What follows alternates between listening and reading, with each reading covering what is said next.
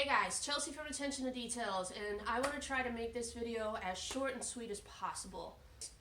For those of you who live in the north and have to detail in the winter, not just wash a car, you could take it through an automatic car wash if you need your car washed badly enough, or you can do a rinseless wash in your garage. I've done a video on that, and it's a very easy process where you don't really have to get cold. You can just kind of have the conveniences of the automatic car wash for you.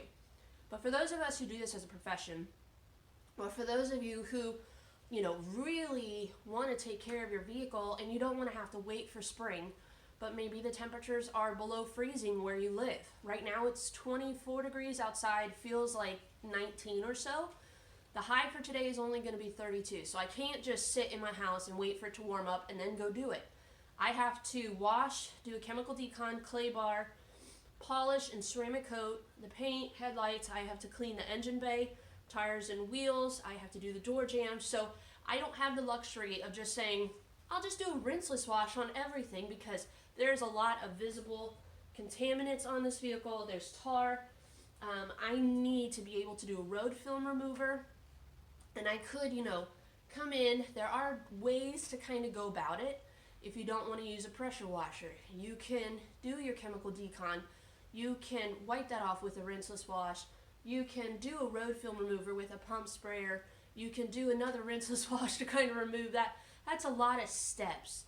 I am not afraid to use my pressure washer in this moment, but I also don't want to be exposing myself to freezing cold temperatures unless I absolutely have to. So I am going to break out the pressure washer to do the foam soak, to do the engine bay, to do the tires and wheels, and then I'm going to pull it in, and also for the chemical decon. But I'm going to pull it into the garage after that and then do my rinseless wash and, do my final touch-up for the engine, door jambs, paint, glass, things like that. So I thought that this would make an interesting video. First and foremost, when you're detailing in the wintertime, you want to wear the appropriate gear. So I have rain boots on with slipper socks. Don't make fun of them. They're absolutely amazing. I live in them in the wintertime. I think I have more slipper socks than I do like normal pairs of socks. They're not the grippy kind, so give me a thumbs up if you like the slipper socks. But I have warm shoes on, sweatpants. I have multiple layers on, hat, and I actually have 2 layers of gloves here. I have nitrile gloves underneath of this. If I were to just wear normal nitrile gloves to protect me from chemicals, as soon as I put my hand in a bucket, it's going to fill up with water. So these are just standard cleaning gloves that you can pick up from Walmart. They're a little bit lined, not necessarily like with cloth or anything. I could wear, something like this. These are more rated for extreme cold, but they're not very water resistant. Maybe just the tips, but as soon as I put my hand in a bucket, they're going to get soaked, and then I'm going to be freezing cold. And I just find they're a little bit too bulky for me. I like to have the maneuverability of the tighter gloves. So let me show you the chemicals that I have to do this, and let's get this job started. All right, so real quick, you can see, those are just my shoes. Don't pay attention to those. You can see here I have ADG Wipeout, 2 gallons of hot water in a bucket with a big red sponge already soaking to kind of soften that up. I have it diluted at its standard rinseless solution. I have a bucket here for my tires and wheels. I have Dirt Buster in it, and I'll activate that once I get my pressure washer. And then I just have my wheel and tire cleaner of choice. And then here I have Superior Products Rage and a foaming pump sprayer so that I can foam up the door jambs. I find that, this gives me a nice control versus a spray bottle or foam cannon, but it gives me a little bit more dwell time, and then I can come in and kind of agitate and then rinse. And then I have Superior Products Rage in a foam cannon so that I can foam the paint and the engine bay as well. So those are the chemicals that I'm going to be using today, and let's pull this baby out and get cold.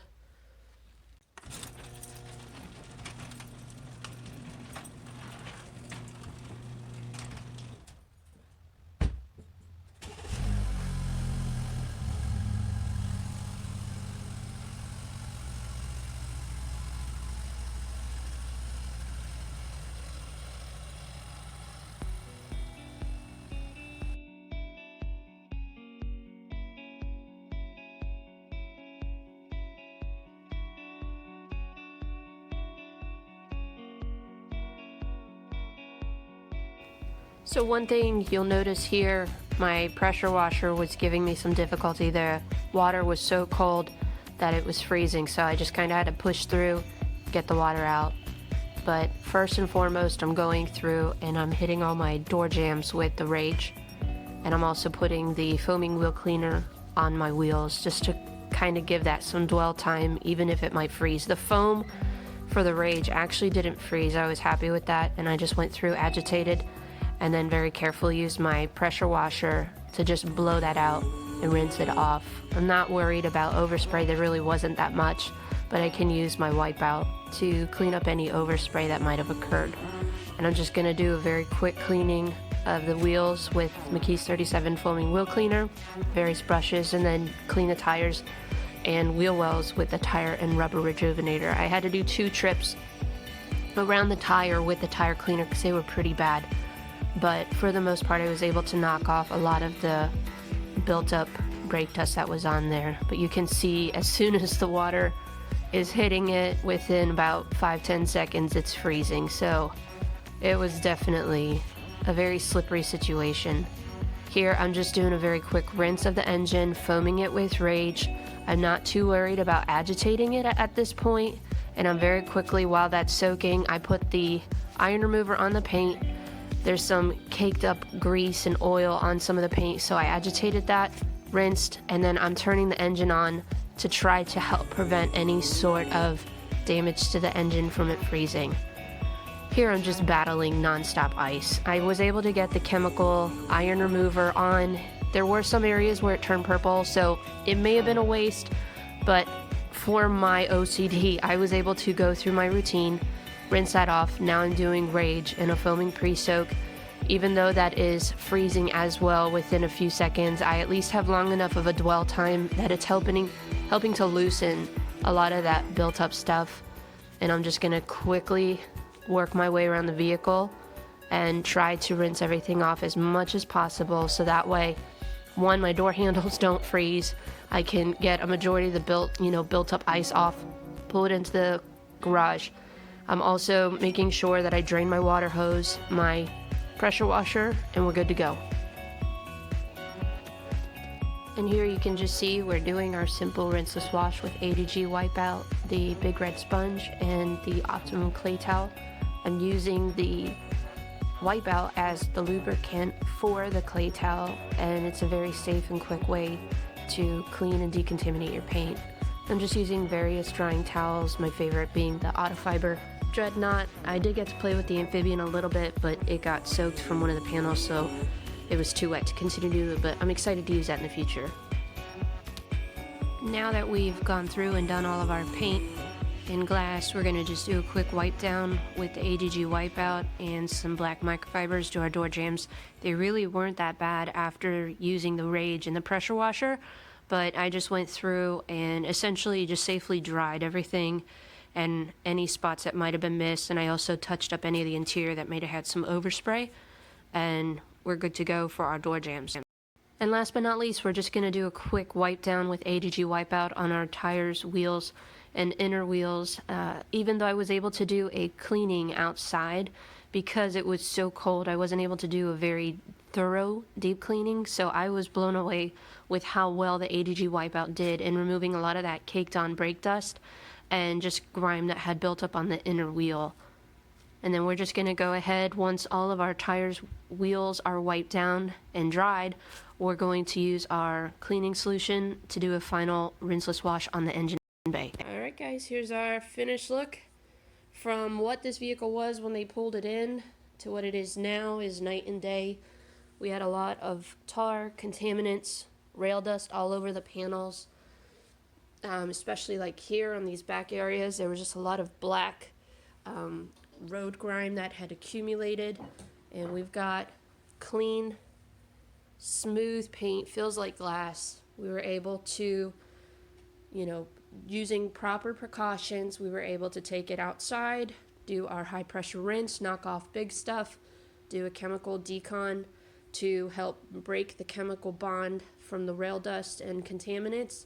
We were able to do our foaming pre-soak with Rage just to try to help loosen up some of this stuff, remove some of the road film. We were able to do our tires, wheels, and wheel wells, so they were properly cleaned and scrubbed. The tires were pretty bad, so I'm glad I was able to do a deeper cleaning on them than just like a standard rinseless, or, you know, just hoping for the best if I were to wipe it down in a garage. But everything has been cleaned. We were able to pull it back into the garage and use the ADG wipeout with the Optimum clay towel. Phenomenal 1-2 combo to be able to deep clean. You can see here in the paint, we do not have extensive micro marring. That's one thing I love about the Optimum clay towel. If I were to use a standard clay towel, there would be marring all over this paint. Even though it's BMW and they have harder paint, I do have to polish this still. And I am excited to, I'm going to show a video next of the polish that I'm using. And it's a brand new product for me. It'll be my first time using it. So I'm excited to see what kind of results we can get. But you can see we don't have a lot of, you know, heavy scratches, but it's not perfect condition. This is a one-step. That's all the customer is paying for before we top this with ceramic coating. So I want to try to get as good a results as I can on hard paint. This is German paint. It's going to be harder, but we've got some issues. I don't know if it's coming up on camera, but there's like some weird things going on with this paint. I don't know if it's oxidation starting to kick in or what, but there's just like a cloudiness right around here. So hopefully we're going to be able to refine the paint as good as we can with one step, be quick, and get this ceramic coated. So I will be doing a video on the polish. I will be doing a video on the ceramic coating, so look for those in a little bit. And thank you guys for watching. If you have any questions, hit me up in the comments down below. But for those of you who work in colder climates and you kind of don't have the luxury of rescheduling or waiting till it gets warmer, I feel for you. This was not necessarily an enjoyable process, but with the right gear, right chemicals, you know, move quickly, take precautions. It's a slippery environment. You know, if you're gonna have to work out in the environment and you don't have a heated garage to pull into, you know, you might have to limit what you can do. As far as polishing and ceramic coating, you need to be above 40 degrees for that ideally. So, but you can still wash, you can still decontaminate and, you know, get fantastic results regardless if, you know, temperatures are not or are less than ideal. So thank you guys for watching, and we're going to keep moving on this detail, but we will for sure be seeing you in the next video. Make sure you hit that subscribe button and the bell to the right. That way you are notified of any future videos we have coming out. I'm really excited about this next one with the polish. You guys are going to want to check this out because it looks fantastic. I'm excited to work with it. So we'll see you guys in the next one. Have a great day.